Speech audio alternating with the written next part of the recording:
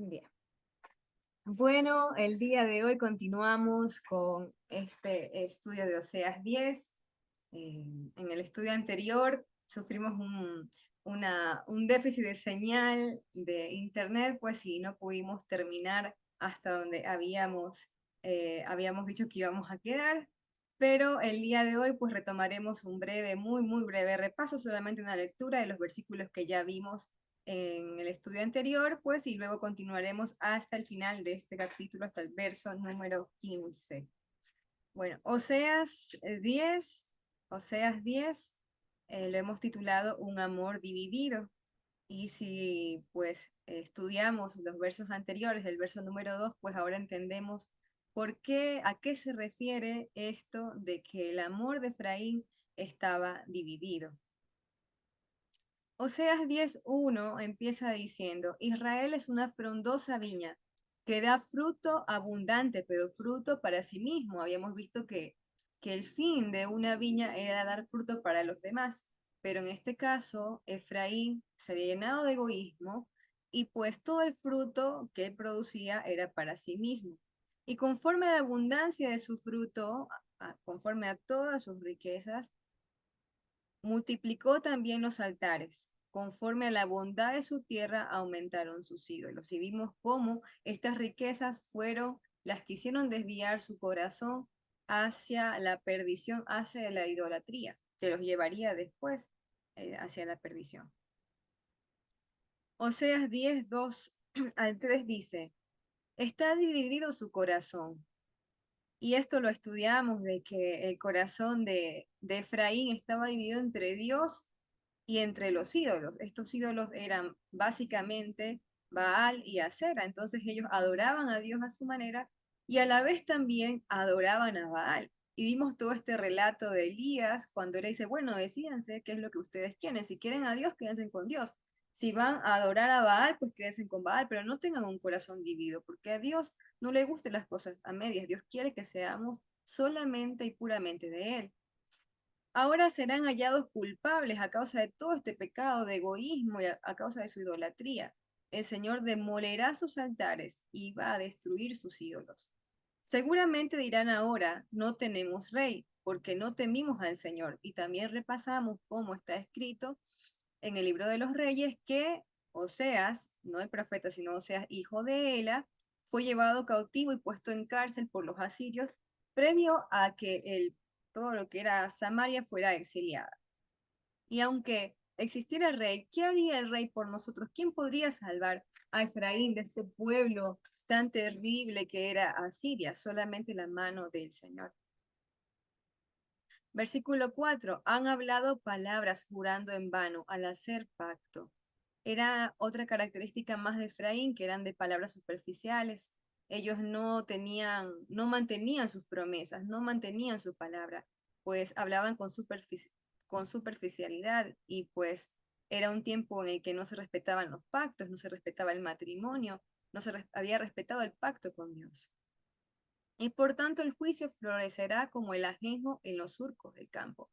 Y vimos cómo entre los surcos del campo que estaban destinados, todo este campo que estaba destinado para la cosecha, del producir uvas, producir la vid, que a la vez esta vid sería utilizada para producir el vino que alegraría el corazón, como lo dice Salmos 104, que dice, el vino que alegra el corazón del hombre, ¿no? Pues de este mismo lugar saldría ajenjo, que es amargura, a causa de su pecado. Versos 5 y 6. Por las becerras de Betabén serán atemorizados los moradores de Samaria, porque su pueblo lamentará a causa del becerro, y sus sacerdotes que en él se regocijaban por su gloria, la cual será disipada. Y vimos cómo hacía referencia a este lugar que era anteriormente, o sea, que se llamaba Betel, pero que ellos le habían puesto de forma irónica a Betabén, porque ahí habían erigido un altar y habían colocado un becerro de oro y lo habían adorado, lo habían convertido en su ídolo, y en él se regocijaban, creían que era su grandeza, toda su confianza estaba depositada en sus ídolos. Pero todo este becerro y sus altares fueron destruidos, los becerros fueron llevados. Aquí dice que aún será llevado a Siria, ¿quién? El becerro, como un regalo, como un presente al rey Jared, y vimos que este rey hacía alusión al rey de Asiria. Y por tanto Efraín será avergonzado, e Israel será avergonzado de su consejo, de este ídolo que ellos habían adorado y el cual no los pudo salvar. Y esta era una costumbre en estos tiempos, que cuando venía un pueblo y sometía a otro, o sea, lo conquistaba, se llevaban a sus ídolos, a sus dioses, porque era como una guerra de dioses, y a su rey. Entonces, cuando llevaban a sus ídolos y a su rey, digamos, al rey de este pueblo que era el conquistador, era como que ellos decían, ah, mi Dios es el más poderoso. Entonces, era como una costumbre, por eso se llevaron este becerro. Y quedamos en esta porción en reflexionar acerca de estas tres características que tenía Efraín, por lo cual sería juzgado también, que era el egoísmo. Nos estuvimos autoanalizando y detectando si dentro de nosotras había algún rasgo de egoísmo, si teníamos un corazón dividido entre las riquezas y Dios, entre ídolos y Dios. No tenía que ser precisamente el dinero, no tenía que ser precisamente un ídolo de madera, ¿sí? O un ídolo construido. También podría ser una profesión, nuestra profesión. También podría ser un sueño, una meta, tantas cosas que pueden llegar a tomar el primer lugar y entonces convertirse también en un Dios. Y también reflexionar si nuestro sí está siendo sí como el Mesías lo dijo, que tu sí sea sí y que tu no sea no. Si estábamos actuando de esa forma, si nos conocían como personas en las cuales se podría creer de su palabra, que cuando da su palabra la cumple, o si era lo contrario. Pues aquí nos habíamos quedado, habíamos avanzado un poquito del otro versículo cuando justito se nos fue la señal y es el que vamos a retomar ahora a continuación. Oseas 10, del 7 al 8 dice, de Samaria fue cortado su rey, como espuma sobre las superficies de las aguas. Y vimos como el rey, lo le habíamos leído al principio, en Segunda de Reyes, como Oseas, hijo de Ela, que era el rey de ese tiempo, estamos hablando aproximadamente entre 730 y 722, pues fue cortado, es decir, sacado de su reino, tan fácilmente como cuando uno está en el mar y ve en las orillas la espuma y tomas la espuma muy fácilmente con las manos. Así de fácil fue tomado el rey Oseas y puesto en cárcel y en cautiverio en Asiria. Un poco después, 3 años después, me parece, fue de estar sitiada la ciudad de Samaria, fue exiliada, ¿no? Pero primero fue su rey. Y dice que los lugares altos de Abén, es decir, de Bet-Aven, el que habíamos venido leyendo, que antes era Betel, serán destruidos. El pecado de Israel crecerá sobre sus altares espinos y cardos. Es decir, que todos estos altares que vimos que ellos habían erigido, ahí el becerro en un altar, iban a ser destruidos. Y después de ser destruidos, ¿qué es lo que iba a crecer sobre ellos? Iba a crecer toda una maraña de espinos y de cardos. O sea, no iba a quedar rastro, iba a quedar sepultado. Aquello que había sido su gloria, en quien habían depositado su confianza, pues iba a quedar envuelto entre espinos y cardos. Entonces, cuando venga todo este asolamiento, cuando venga toda este pueblo que los iba a atacar, dirán a los montes, esto lo está profetizando, o sea, y se cumplió, cubridnos y a los collados caed sobre vosotros. Querrán esconderse del Señor, de la presencia de Dios. Pero, ¿quién se puede esconder de la presencia de Dios? Y si bien esta conquista por los asirios se cumplió en el tiempo, o sea, en el tiempo de Oseas, porque Oseas también pudo estar presente en este tiempo de el cumplimiento de la promesa, ¿qué nos hace pensar que nosotros no seremos juzgados? De hecho, estas palabras también las cita el Mesías en Mateo 23, 26, 35, en este momento en que ya iba camino a la crucifixión. Dice que cuando se lo llevaban, echaron mano de un tal Simón de Cirene que volvía del campo y le dieron la cruz para que la cargara detrás de Jesús. Lo seguía mucha gente del pueblo, incluso mujeres que se golpeaban el pecho lamentándose por él. Jesús se volvió hacia ellas y les dijo, hijas de Jerusalén, no lloren por mí, lloren más bien por ustedes y por sus hijos. Miren, va a llegar el tiempo en que se dirá, dichosas las estériles que nunca dieron a luz ni amamantaron. Entonces dirán a las montañas, caigan sobre nosotros, y a las colinas, cúbrannos. Porque si esto se hace cuando el árbol está verde, ¿qué no sucederá cuando esté seco? Entonces, esa profecía también la dio Jesús. Está activa para nuestros tiempos también. Es cíclica, toda esta profecía es cíclica. ¿Por qué es cíclica? Porque Efraín persiste en el pecado. Y lo vamos a ver ahora más adelante, incluso con una alegoría con el campo. Porque Efraín persiste en el pecado. Apocalipsis 6, del 12 al 17, dice: Cuando el Cordero rompió el sexto sello, miré y hubo un gran terremoto. El sol se volvió negro como ropa de luto, toda la luna se volvió roja como la sangre, y las estrellas cayeron del cielo a la tierra como caen los higos verdes de la higuera cuando esta es sacudida por un fuerte viento. El cielo desapareció como un papel que se enrolla, y todas las montañas y las islas fueron removidas de su lugar, y los reyes del mundo se escondieron en las cuevas y entre las rocas de las montañas, junto con los grandes, los jefes de militares, los ricos, los poderosos, también los esclavos y los hombres libres. Y decían a las montañas y a las rocas: caigan sobre nosotros y escóndanos de la presencia del que está sentado en el trono y de la ira del Cordero, porque ha llegado el gran día del castigo. ¿Y quién podrá resistir? Esta profeta es viva en la actualidad. El Señor nos ha llamado a abandonar nuestros ídolos entre las naciones, a ser un pueblo fiel, a ya no tener más un corazón dividido entre el mundo y Dios, un pie en Dios, un pie en el mundo. Él quiere ocupar el primer lugar en nuestra vida, y eso no es por Él, es por nuestro propio bien. ¿Por qué Dios quiere que su pueblo sea fiel, que sea obediente a su palabra? ¿Será acaso para bien de Dios? ¿Será que Dios se hace más grande o más poderoso si nosotros lo obedecemos? Pues claramente la respuesta es no. Dios quiere que obedezcamos su mandamiento, que sigamos su instrucción, porque su instrucción es para nuestro bien. Deuteronomio 4, del 5 al 8, dice: Nuestro Dios me ha ordenado, aquí está hablando Moisés, nuestro Dios me ha ordenado enseñarles todos sus mandamientos, para que ustedes lo obedezcan en el territorio que van a ocupar. Así cuando los demás pueblos oigan hablar de ellos dirán que ustedes son un gran pueblo sabio y entendido, pues tiene buenas enseñanzas y sabe obedecerlas. No hay ningún otro pueblo que tenga tan cerca a su Dios como lo tenemos nosotros cuando le pedimos ayuda. Ni hay tampoco un pueblo que tenga mandamientos tan justos como los que ustedes han recibido. Y es que solo la palabra de Dios tiene el poder de cambiar los corazones. Ahí está del Salmo 19 que se viene a mi mente ahora. Hay hasta una canción de Canta Biblia que dice que nos ayuda a memorizar este salmo hermosísimo, porque nos da los frutos de lo que es la obediencia a la palabra del Señor. Y dice: la ley del Señor es perfecta, que convierte el alma. Es la única que tiene capacidad de convertir el corazón endurecido.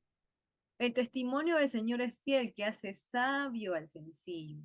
Los mandamientos del Señor son rectos, que alegran el corazón. Si queremos estar alegres y gozosas, ¿qué tenemos que hacer? Por nuestro bien, obedecer sus mandamientos. El precepto del Señor es puro, que alumbra los ojos. El temor del Señor es limpio, que permanece para siempre. Si queremos tener una vida limpia, si queremos tener una vida pura, pues entonces tenemos que vivir y permanecer en el temor del Señor. Todos los juicios del Señor son verdad, todos son justos. Él da la justa medida de castigo. Deseables son sus mandamientos, su instrucción.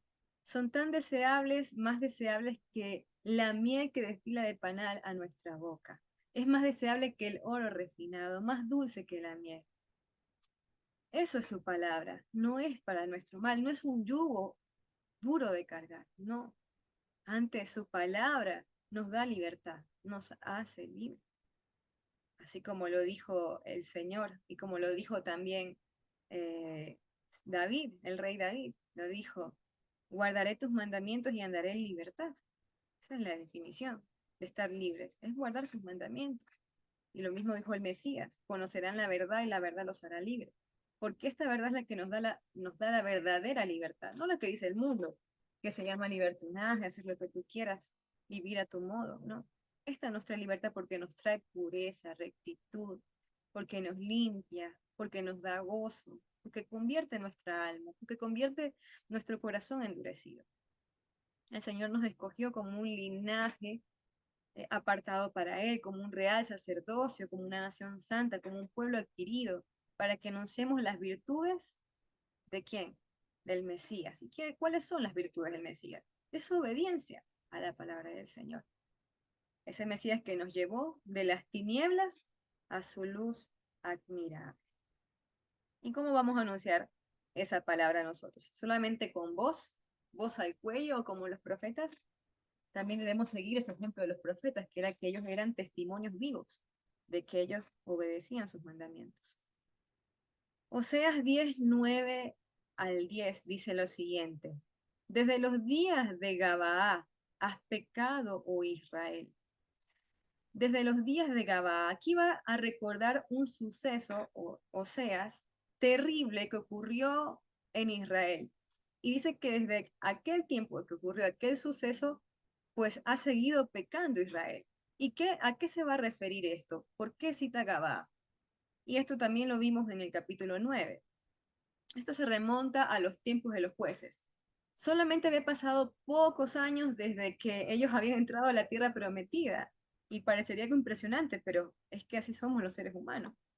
Ellos recién tenían pocos años, estaban en la época de los jueces, de estar en la tierra prometida, porque de hecho en este tiempo, cuando ocurre esto en Gabaa, quien era sacerdote era Fines o Fineas, como lo quiera pronunciar, que era el hijo de Eliezer, hijo de Aarón. Aarón murió en el desierto, no entró a la tierra prometida, ¿verdad? Entonces, quien continuó con el sacerdocio fue Eliezer. Entonces, en este tiempo, perdón, Eleazar. Eleazar, pues ya había fallecido, pues, y quien lo reemplaza en este caso es su hijo Fines. Entonces no habían pasado tanto tiempo, no había pasado tanto tiempo desde que ellos entraron a la tierra prometida y ya se había sembrado una tremenda perversión en la tierra de Israel. En este tiempo estaban las 12 tribus juntas. No había habido todavía, no había ocurrido la división de los dos reinos, estaban todos juntos. Pero el Señor dice que desde los días de Gabaa has pecado. Vamos a recordar qué es lo que sucedió en Gabaa.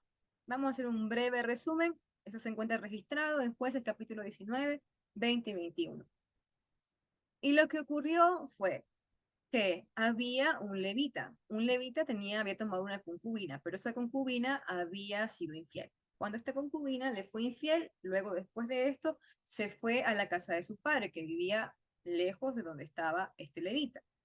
Entonces dice que un día se acordó el levita de su concubina y la fue a buscar hasta la casa de su padre. Y allí estuvo varios días, dice que el padre lo recibió con, con mucha celebración, con gozo, que le dio de comer, que lo atendió bien y pasaron varios días y el levita decidió irse, regresarse nuevamente o ir hacia donde él pensaba ir en ese momento que me parece que se quería dirigir hacia la casa del Señor.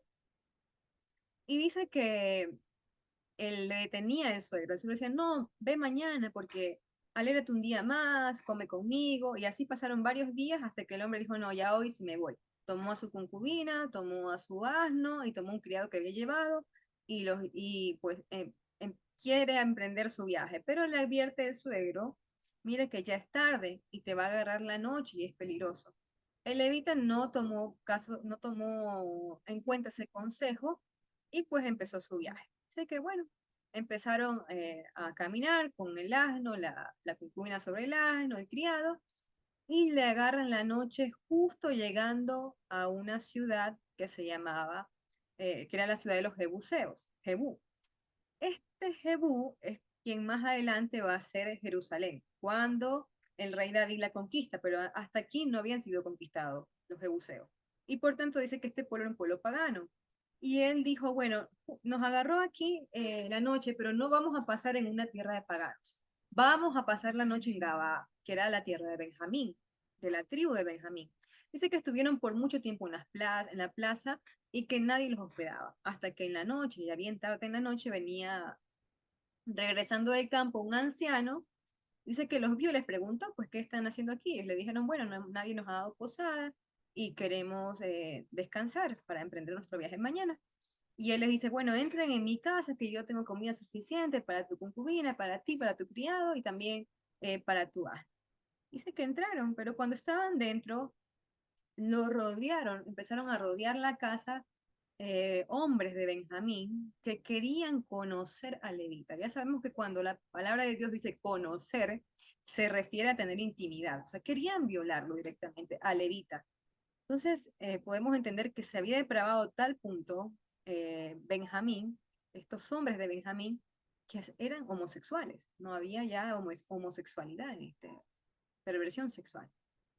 Entonces dice que el dueño de la casa le dice, no, te daré mi hija que es virgen, y va a dar a su hija que es virgen para que la violen esta manada de hombres. Lo que pasa es que el levita agarra a su concubina y la entrega a estos hombres, la saca fuera de casa. Entonces la concubina fue violada durante toda la noche masivamente. Esa pobre mujer sufrió una violación masiva por todos estos hombres perversos hasta el amanecer. Y al amanecer dice que con las pocas fuerzas que le quedaron se llegó a poderse desmayar y morir en el portal de la casa. Entonces, cuando Levita, aquí tenemos a Levita, vamos a poner varias imágenes, no conseguí mejores, pero bueno, es lo más cercano que pude conseguir. Cuando Levita dice que la ve, la llama y le dice, bueno, vamos a emprender nuestro viaje. Él sale en la mañana ya con la disposición de ir nuevamente a alcanzar el lugar hacia donde él se dirigía. La concubina no le responde porque estaba muerta. Entonces dice que él la toma y la coloca sobre un asno y se la lleva.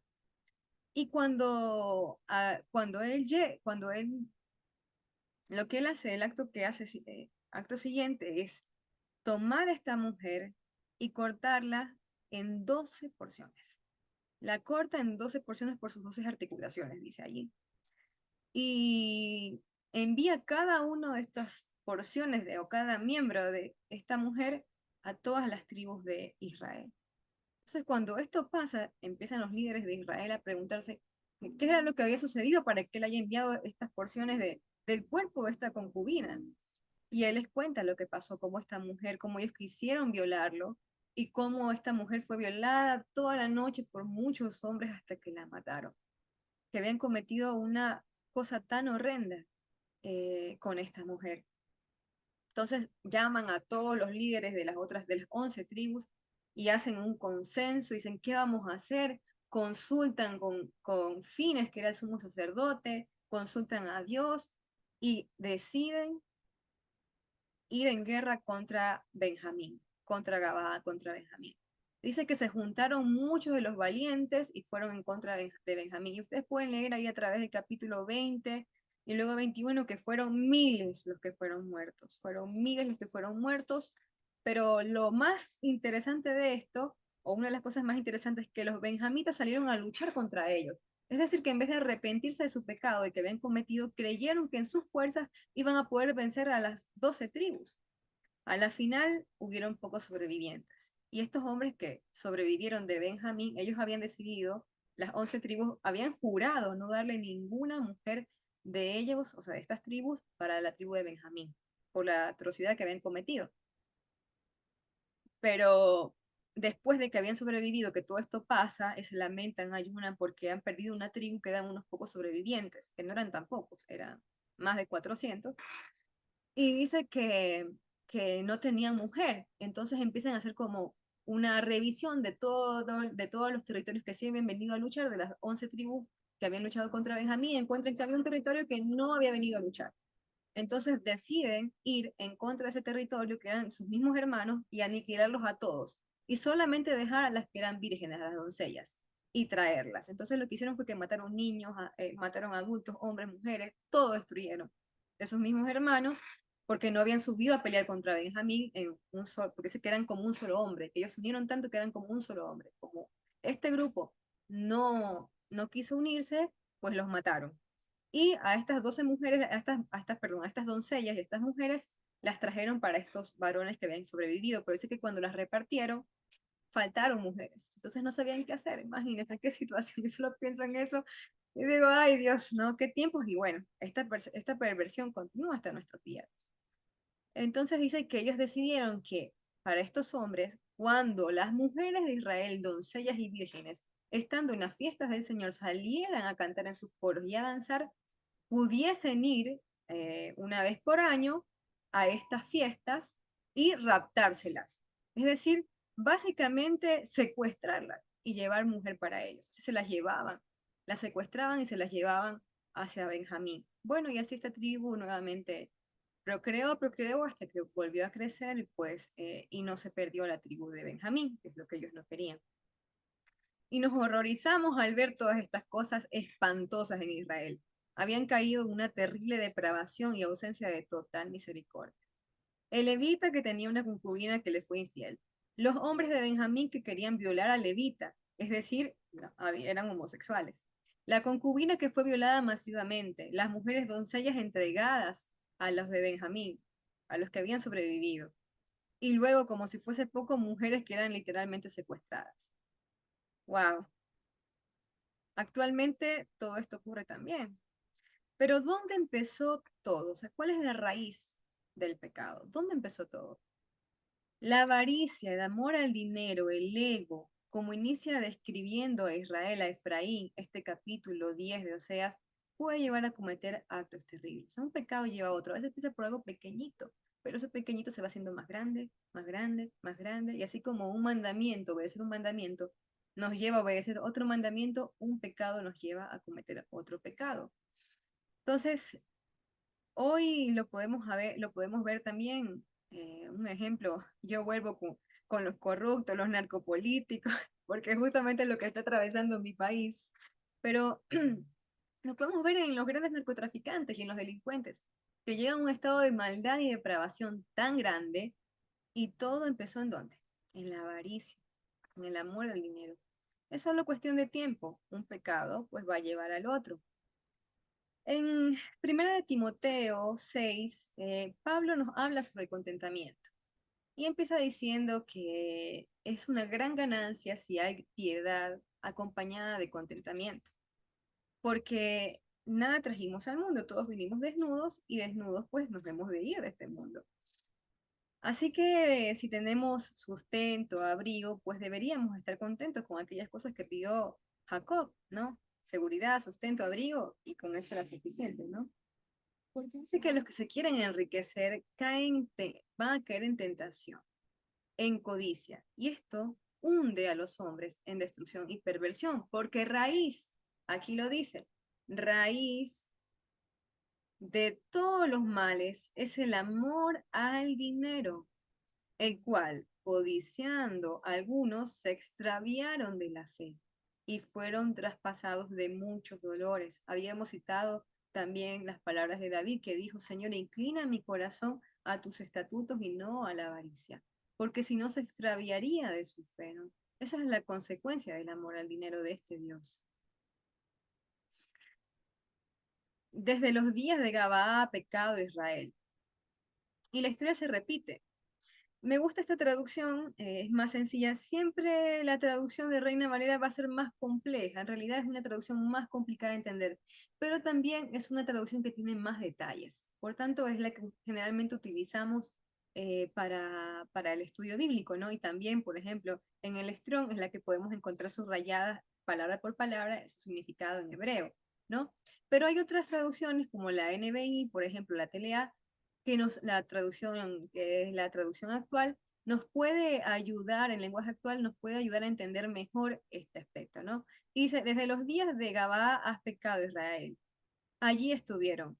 Y acá dice, tú Israel has venido pecando desde los días de Gabaa, desde los días de los jueces, y allí te has mantenido. Y en la traducción TLA dice, no has dejado de hacer. Le está diciendo, te has mantenido, o sea, no cambiaste, continuaste y perseveraste en el mismo pecado. Viste todo lo que le ocurrió a Benjamín, pero perseveraste en el pecado. Y la historia se repite, Israel continúa en el mismo pecado de aquellos días. Dice, no alcanzará la guerra a los malvados en Gabaa. O sea, les hace reflexionar. ¿Acaso no les alcanzó las 11 tribus que se juntaron, esas naciones, que eran las 11 tribus, se juntaron contra Benjamín? ¿Acaso no los alcanzó? Entonces, fíjate cómo le está advirtiendo, o sea, aquí todavía no había ocurrido el exilio de Samaria. Le está advirtiendo, o sea, estaba gritando voz en cuello. O sea, arrepiéntete, no te mantengas en este pecado, porque así como fue destruido Benjamín, así también serás destruido tú. Cuando yo quiera, dice el Señor, los castigaré. Entonces las naciones se juntarán contra ellos, vendrán contra Efraín las naciones. ¿Para qué? Para aprisionarlos por su doble maldad. ¿Por qué doble maldad? Primero, la maldad de pecar y segundo, la maldad de no arrepentirse. Ellos no se arrepintieron de su pecado y perseveraron en él. Y ahora la va a comparar. Efraín es una novilla en el verso 11, domada, novilla domada, que le gusta trillar, mas yo pasaré sobre su lozana cerviz, haré llevar su yugo a Efraín, arará Judá, quebrará sus terrones Jacob. En esta imagen tenemos graficada una novilla. La novilla es una ternera, que es una vaquita entre 2 a 4 años, es una vaquita joven. Un buey es un toro, y lo vamos a aprender porque ahora lo vamos a ver en adelante. Un buey es un toro castrado. Y acá tenemos una vaquita, ¿no? Oseas 10 compara a Efraín con una ternera que le gusta trillar. En el trabajo del campo de aquellos tiempos no había maquinarias como las existen el día de hoy, sino que se utilizaban estos animalitos como la vaca, el buey y la novilla o ternera para desempeñar varias funciones, como arar y trillar. Arar y trillar. Ya que en esta profecía se van a citar estos dos trabajos, arar y trillar, aprendamos un poco qué consistía cada uno de ellos, porque así vamos a poder entender. Porque a veces leemos el versículo y decimos, bueno, no entiendo nada de esto, ¿no? Porque no hemos crecido en un ambiente agrícola, tal menos, por lo menos yo no, ¿no? Y también en un ambiente de campo, pero de tantos años de atrás, ¿no? Ahora ya las cosas son distintas, todo se ha actualizado y se ha modernizado, pues y pues tienen maquinarias y ya no es como antes. Pero vamos a contextualizarnos un poco para poder entender qué es lo que le estaba queriendo decir a través de esta profecía el Señor de Efraín. Bueno, acá tenemos lo que es arar primeramente. Arar consistía en remover la tierra haciendo entre ellas surcos, estos surcos. En el arado se utilizaba una pieza puntiaguda rematada en metal que iba sujeta de un timón y a su vez tirada por dos bueyes. Esto era lo que era arar. Con ese tipo de herramientas se podía hacer corte en la tierra endurecida por el sol, esa tierra que estaba endurecida por el verano, por el sol, removiéndola para que posteriormente las lluvias, aquellas lluvias de otoño, pues las ablandaran, preparándola para la siembra, ¿no? De esta forma se trabajaba el suelo. Este era un trabajo muy pesado, era un trabajo muy duro para los bueyes porque tenían que traccionar el arado. Cuando esta pieza se clavaba en la tierra endurecida, tenían que ellos traccionarla hacia adelante para poder remover la tierra. Se clavaba este arado. Además solían colocarle este instrumento que era como un yugo, le llamaban el yugo, que es como un instrumento de madera usado para unir un buey a otro. El yugo colocado sobre sus cuellos tenía la finalidad de dividir la fuerza del trabajo entre ambos animales, de equilibrarla.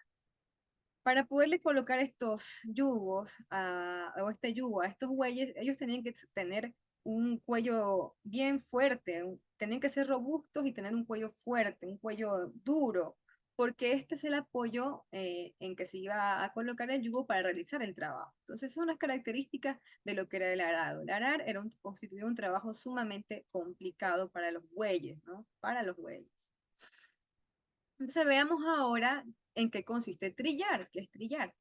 Dice que en la cosecha, una vez que ya se sembró, se aró la tierra primeramente, luego se colocó la semilla, esta pues creció y ya uno va a recoger el fruto y se iba a cegar y a recoger las gavillas. Las gavillas eran estas ramitas de trigo que contenían el grano en sí. Dice que se llevaba a una zona especial llamada la era. Y cuando mencionamos la era nos acordamos, para contextualizarnos un poco cómo era ese lugar, de Ruth, que cuando Ruth fue por el consejo de Noemí, su suegra, fue a ver a vos que dormía en esta era, ¿no? Entonces es una buena representación para entender el contexto. Dice que en estos lugares, en las eras, llevaban, una vez que ya segaban las gavillas, las llevaban todas estas pajitas y las ponían por montones en la era. Y luego las esparcían para que fuesen trilladas. Entonces, ¿qué es lo que era trillar? Trillar era separar era a través de diferentes procesos separar el trigo de la pajita, depurar el trigo de la pajita. Entonces dice que lo que utilizaban era una novilla, una ternera, esta jovencita, este animalito, y le ataban un rodillo o una, aquí se ve como un tablero porque fue la imagen que pude conseguir, era como un rodillo que al caminar la vaquita, pues ese rodillo iba pues separando el trigo de la pajita, ¿no? Eh, bueno, pero algo interesante es que mientras la vaquita hace este trabajo, que obviamente es mucho más fácil que arar, trillar es mucho más fácil que arar, mientras la vaquita hacía este trabajo, dice que ella podía comer. O sea que no solamente que era un trabajo más fácil que arar, sino que también era un trabajo que tenía una recompensa inmediata, que era poder comer. De hecho, en Deuteronomio 25 encontramos cuando Dios demanda y le dice al pueblo, no le pondrás bozal al buey que trilla. En este caso es una novilla. También podía trillar un buey. Pero ¿por qué traigo esto en alusión? Es porque entonces quien trillaba podía comer. O sea, quien trabajaba esta novillita que estaba ahí caminando, cargando este rodillo, pues ella podía comer. Entonces era un trabajo que dentro de todos los trabajos de campo para los animales era el mejor, era el más suave. Entonces, un dato más era que estas novillas, como eran jovencitas y no habían sido utilizadas para trabajo duro como el arado, dice que su cuello era muy suave, que sus cuellos eran saludables, ya que no habían sido sometidas al yugo. Bien, el profeta Oseas, que estamos estudiando aquí en este verso, compara a Efraín con una novilla que le gusta trillar, que le gusta hacer el trabajo fácil y con compensación inmediata. Esta novilla, pues, que en este caso es Efraín, él dice al Señor que no había sido sometida a trabajo pesado. De la misma manera el Señor le dio a Israel una tierra. ¿Cómo era esa tierra que Dios le entregó, que Dios le regaló a Israel? Una tierra en la que fluía leche y miel, una tierra de olivos y de vides. Él también les advirtió cuando les entregó la tierra, él también les advirtió que cuando recibiesen toda esa riqueza por la cual no habían trabajado duramente, por la cual no habían arado, no se olvidaran de cumplir sus mandamientos. Cuando estuviesen allí trillando y comiendo trigo, no se olvidaran de sus palabras. Este es Deuteronomio, en esta porción, Deuteronomio 6, del 10 al 18, yo la resumí un poquito, pero en casa ustedes pueden leer todos los versos completos. Y dice así, Dios les juró a Abraham, Isaac y a Jacob que les daría a ustedes esta tierra, porque son descendientes de ellos. Así que ustedes vivirán en ciudades grandes y hermosas que no edificaron. Habitarán casas llenas de riqueza que no ganaron. Beberán agua de pozos que no cavaron. Y comerán uvas y aceitunas que no plantaron. Pero no olviden que fue Dios quien los sacó de Egipto y los libró de la esclavitud. Por tanto, adoren a Dios y obedézcanlo solo a Él. Nuestro Dios es el Dios de Israel y siempre los acompañará. Nuestro Dios es un Dios celoso, y si ustedes adoran a otros dioses, se enojará tanto que los destruirá por completo. Obedezcan siempre los mandamientos de nuestro Dios, los que le ha dado. Si lo hacen, y hacen lo que es bueno y justo, que es bueno y justo, sus mandamientos agradarán a Dios. Ya Dios les había advertido, desde el principio les había enseñado las bendiciones de la obediencia y las maldiciones de la desobediencia. Y les había dicho, ustedes van a ser como una novilla que van a llegar a trillar a este suelo. Pero cuando estén allí comiendo ese fruto, no se olviden de que quien los puso ahí fue el Señor. No dejen que su corazón se corrompa, dicho de otra forma. Oseas 10, verso 11, volvemos. Efraín es novilla domada que le gusta trillar. Mas yo pasaré, dice el Señor, a causa de su pecado, a causa de su idolatría, de la falta de compromiso, de la perversión terrible que habían desarrollado, de su deseo de obtener cosas fácilmente. Dice que el Señor iba a pasar por su lozana cerviz. ¿Y qué es lozana cerviz? Es, en hebreo, esta palabra se puede también traducir como saludable, como hermoso, como un cuello que también podemos decir exuberante, ¿sí?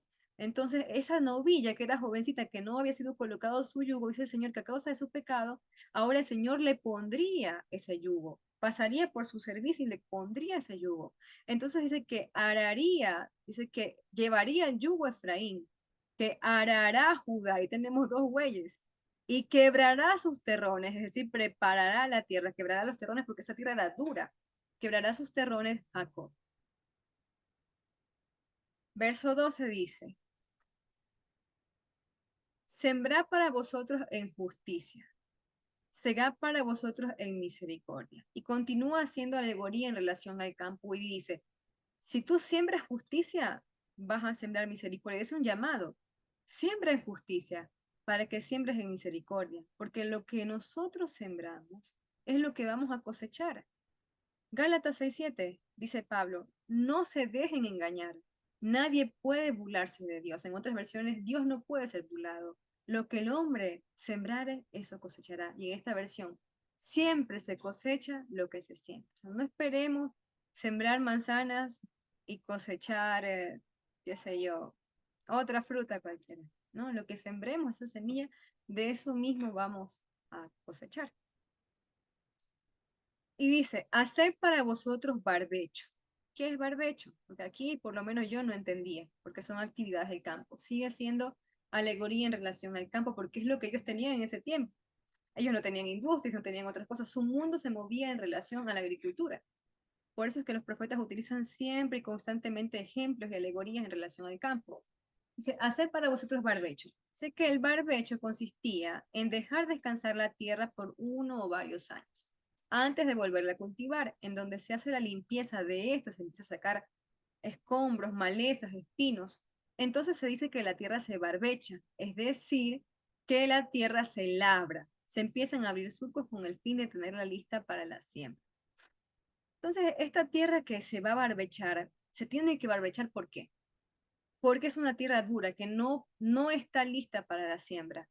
O sea, si tiras una semilla en una tierra que necesita barbecho, no va a crecer. Es una tierra endurecida, como la parábola del Mesías que dice que él esparció las semillas en diferentes partes, unas en el camino, unas en las piedras, otras o sea, en el pedregal, otras entre las hierbas y que hasta que llegó a la tierra fértil, ¿no? Pero entonces sería esta como la que cae en el camino. El camino es una tierra dura, asolada por el sol, que tiras una semilla y va a rebotar porque no puede penetrar. Entonces lo que está diciendo aquí es que Efraín se ha convertido en eso, en una tierra que necesita barbecho porque está tan dura, está tan endurecida, tan llena de maleza, tan llena de hierbas, que no solamente necesita que le quiten la hierba y que le quiten la maleza, sino que tienen que ararla, tienen que removerla, tiene que esa tierra ser triturada, trabajada, para que entonces pueda germinar la semilla. ¿A qué representará la tierra endurecida? Al corazón de Efraín. Y hoy que el Señor nos habla a nuestros corazones. Podemos decir que en otra forma, para poderlo comprender, hacer para vosotros barbecho, es decir, abran surcos en terrenos que no han sido labrados, en terrenos que están endurecidos. Bien,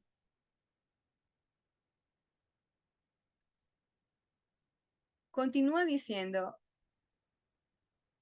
Oseas 10, verso 12, haced para vosotros barbecho. ¿Por qué? ¿Por qué debemos trabajar en tener tierra fértil nosotros? ¿Por qué deberíamos trabajar en tener una tierra fértil? Porque es tiempo de buscar al Señor hasta que venga y nos enseñe la justicia. Esto nos está haciendo el llamado también a nosotros hoy, el profeta Oseas, a pesar de que pasaron muchos años y que esta profecía se cumplió. Nos está diciendo que meditemos hoy en nuestro corazón. Si nuestra tierra, la tierra de nuestro corazón requiere barbecho, requiere que se abran esos surcos, porque ya no es tiempo de esperar, ya no es tiempo de decir mañana lo hago, no es tiempo de decir, bueno, yo mañana empiezo. Por ejemplo, como cuando yo soy médica, cardióloga y también tengo una diplomatura en obesidad y me pasa mucho con los pacientes que están con este padecimiento, ¿no? Que me dicen, bueno, mañana empiezo, doctora. Yo digo, no, no empiece mañana, empiece hoy. Hoy es el día de empezar. Y dicen, no, no, no, no, mejor este fin de semana disfruto, como todo lo que quiero y ya el lunes empiezo. O por ejemplo, agarran secularmente, ¿no? el año nuevo y dicen, no, yo en el año, el próximo año, ahí empiezo, ¿no? Y después yo tengo en enero, el día del 1 al 30 de enero, tengo los laboratorios peores que pueden darnos los resultados de los pacientes porque han hecho y deshecho con su alimentación. Pero bueno, no es dejar para mañana, sino es decir hoy, porque es tiempo hoy de buscar al Señor hasta que venga y nos enseñe justicia. No vamos a esperar que venga el juicio para arrepentirnos. No vamos a hacer como Efraín, que perseveró en el pecado, viendo lo que había pasado a sus hermanos de Benjamín. Y que el profeta se los estaba diciendo, porque él les anunciaba esta profecía, pero no quisieron escuchar, cometieron un doble maldad. Pecar y no arrepentirse. O sea, no vamos a llegar a ese estado también nosotros, porque es de sabios aprender de los errores de los demás. Oseas 10:13, continúa hablando. Habéis arado impiedad y segaste iniquidad. Cada uno cosecha lo que siembra, lo vimos. Cada uno cosecha. Si siembro justicia, segaré misericordia. Eso dijo el Señor, nos demanda a segar en justicia y a cosechar misericordia. Pero si siembro impiedad, cosecharé iniquidad y comeré el fruto de la mentira. Eso le pasó a Israel. Comieron de ese fruto amargo.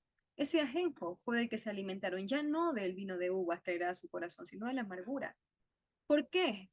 Porque confiaste en tu camino y en la multitud de tus valientes. Confiaste en tus razones, en tus pensamientos, en tus propios pensamientos. Dispuso su corazón en hacer su voluntad y apartarse de Dios. Dijo, yo voy a adorar a Dios a mi manera, ¿sí? Pondré reyes que Dios no puso, pondré levitas que no son del linaje de Leví, pondré becerros de oro y armaré mis propios templos, que no son el lugar que Dios escogió para adoración. Y aparte de eso, de adorar a Dios a mi manera, también adoraré a otros dioses. Tendré un corazón dividido y adoraré a Baal y adoraré a Sera. Eso fue lo que le pasó a Efraín. Confió en sus pensamientos, confió en sus razones. Pero nosotros, ¿en quién debemos de confiar? ¿En dónde debemos poner nuestra confianza? Aún en todas circunstancias, en toda decisión que tengamos que tomar. Nuestra confianza tiene que estar en su palabra, tiene que ser esa nuestra dirección. Es su mandamiento la que nos dirige. Si estamos en una situación y decimos, ay, ¿debo hacer o no debo hacerlo? La luz de sus palabras nos alumbra los ojos, dice su palabra también, Salmos 19. Que su palabra nos alumbra los ojos, ¿no? Entonces, esa palabra nos va a ayudar a decidir para seguir por el camino del Señor. No puedo ir en contra de Dios. Ya Dios les había citado todas las escrituras.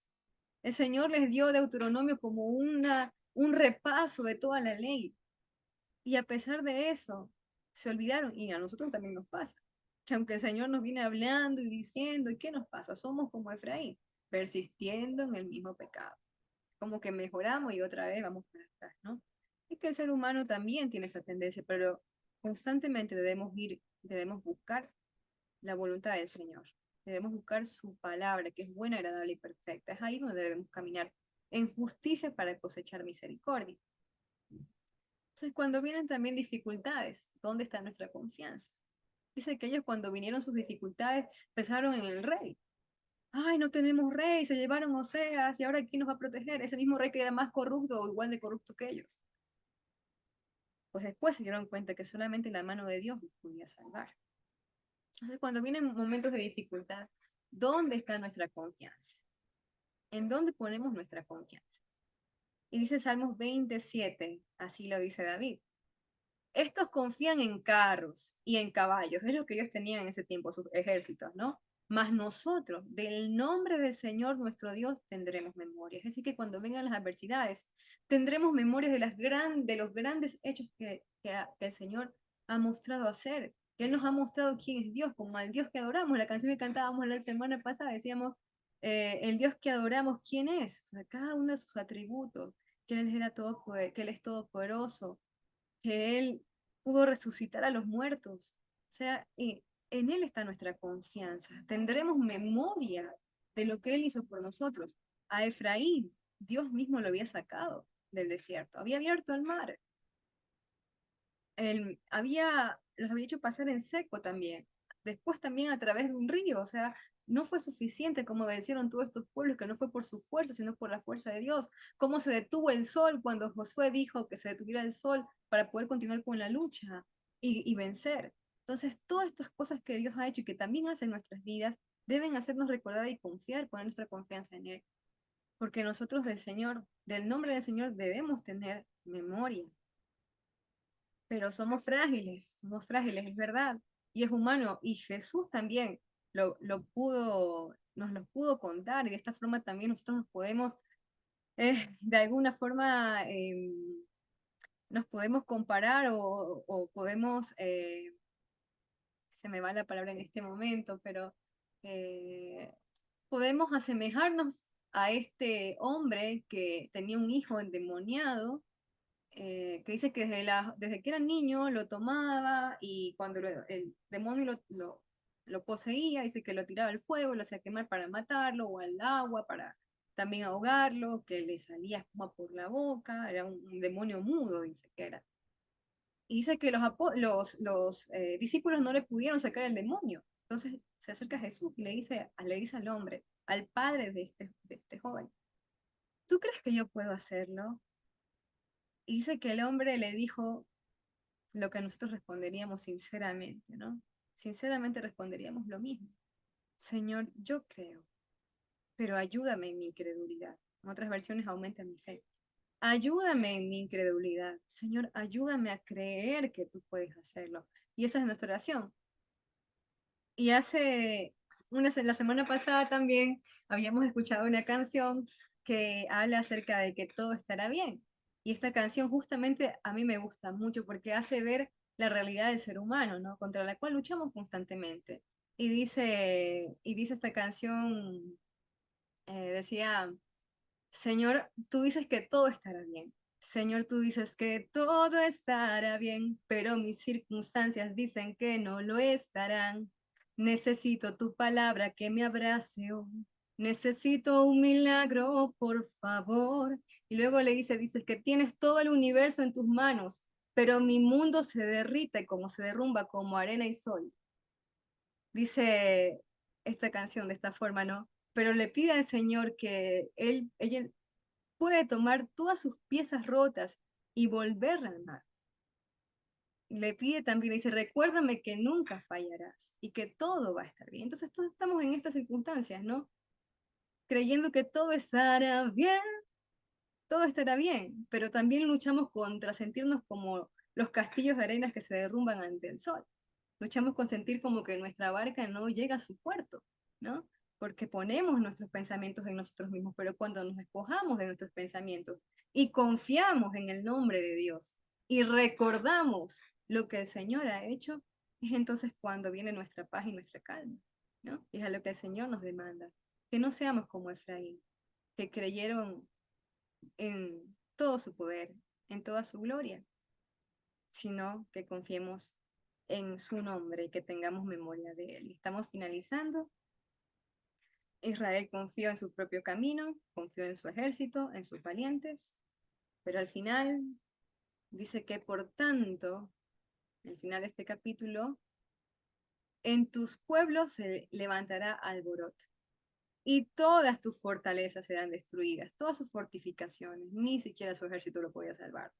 Como destruyó Salmán a Betarbel en el día de la batalla. Se desconoce de Salmán, algunos creen que hace alusión a uno de los reyes de Asiria, pero bueno, no se tiene mucho dato de eso, pero continúa diciendo, cuando la madre fue destrozada con los hijos, y estos pueblos tenían estas costumbres terriblemente malvadas, que cuando conquistaban, dice que violaban a las mujeres. Y a las mujeres que estaban embarazadas las violaban primero y luego les abrían el vientre y les sacaban el bebé y dice que literalmente los estrellaban contra la pared. Es una cosa totalmente terrible, es una depravación y una maldad que aterroriza de verdad, pero es lo que dice que le esperaba a causa de su pecado, porque ya Dios se lo había advertido desde el principio. Cuando la madre fue destrozada con los hijos, así hará a vosotros Betel, por causa de vuestra maldad. A la mañana será del todo cortado el rey de Israel. Y así se cumplió esta profecía. Se cumplió y por el año 2022 fueron exiliadas las 10 tribus de Israel, Samaria, Antes de eso, fue llevado y cortado su rey tan fácilmente como la espuma. Se cumplió esta profecía. Y si se ha cumplido la profecía de Oseas, ¿qué nos hace pensar que las profecías que han sido anunciadas para nuestro tiempo no se cumplirán? Nos hace temblar esto.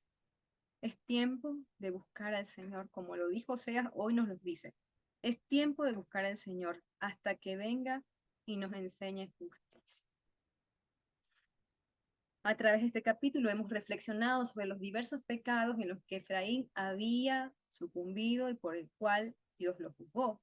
El egoísmo, haciendo que su fruto fuera solo para él, corazón dividido en idolatrías, en sus dioses, entre el mundo y Dios, un pie en el mundo, un pie en Dios.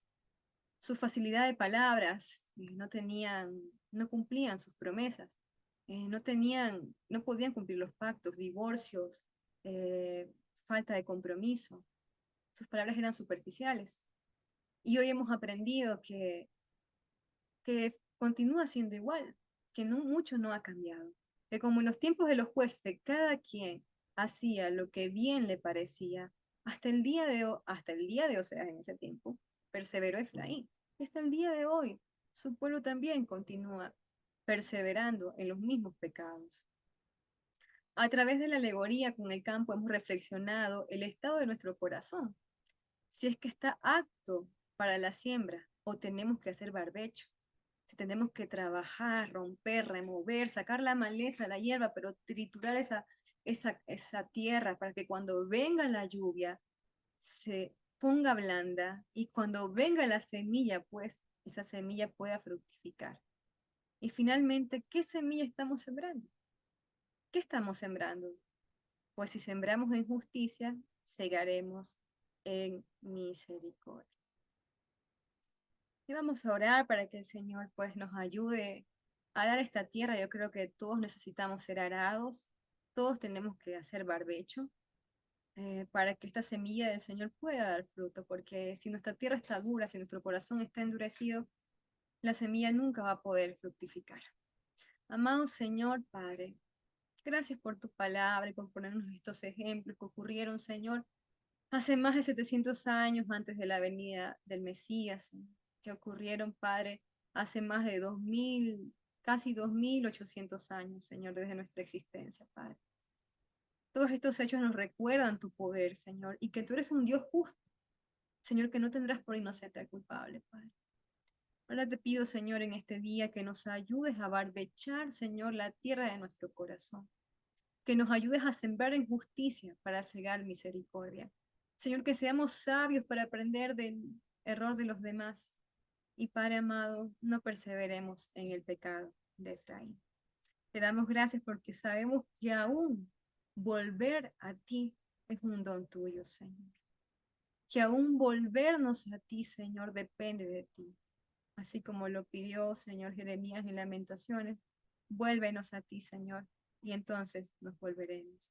Haz tu obra y ten misericordia, Señor, de nosotros, de nuestra familia, de los seres que amamos tanto, Señor, que queremos que, Padre, te rogamos que sean salvos también. Gracias por trabajar en sus corazones y trabajar en los nuestros. En el nombre de Yeshua, amén.